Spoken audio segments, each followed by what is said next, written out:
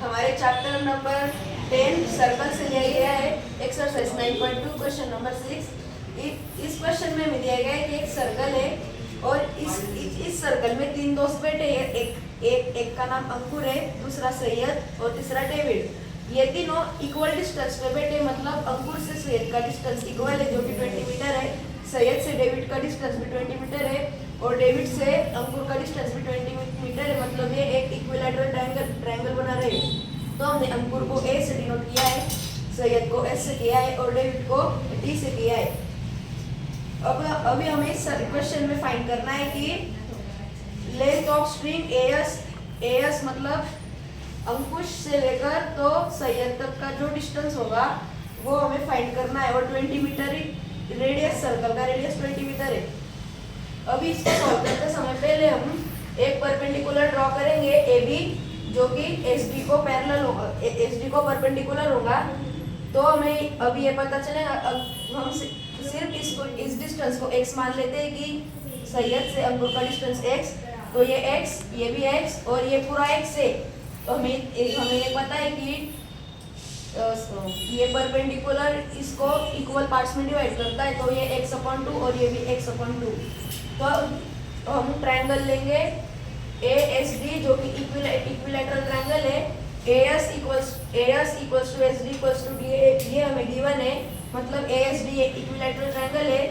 OA equals to OS और OD मतलब ये जो रेडियस है जो हमने अभी ज्वाइन किया है, इसकी लेंथ 20 मीटर है जो कि रेडियस है। हमने AS, SD और AD को x मीटर मान लिया है। AB परपेंडिकुलर SD है, OB परपेंडिकुलर SD है।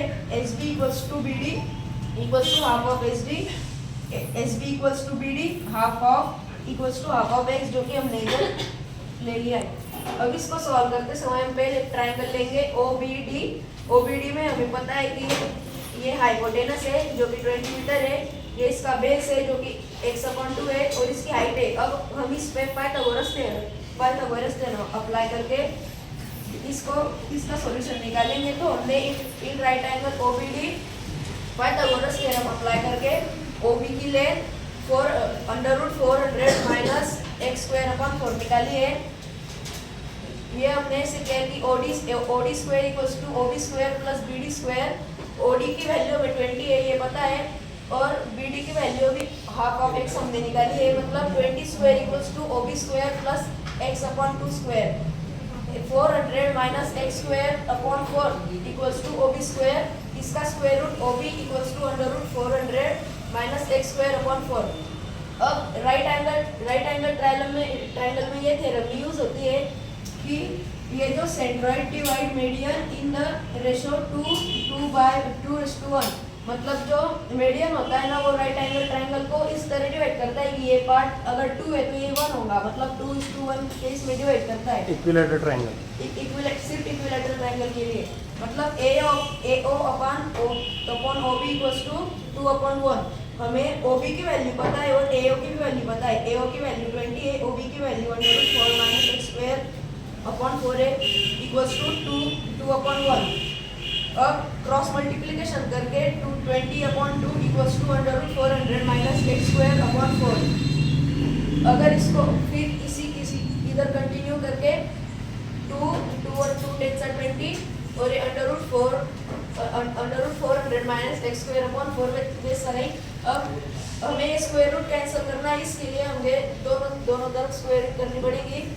10 का स्क्वायर होता है 100। अगर इसका पूरे का स्क्वायर किया तो ये स्क्वायर रूट कैंसिल हो जाएगा।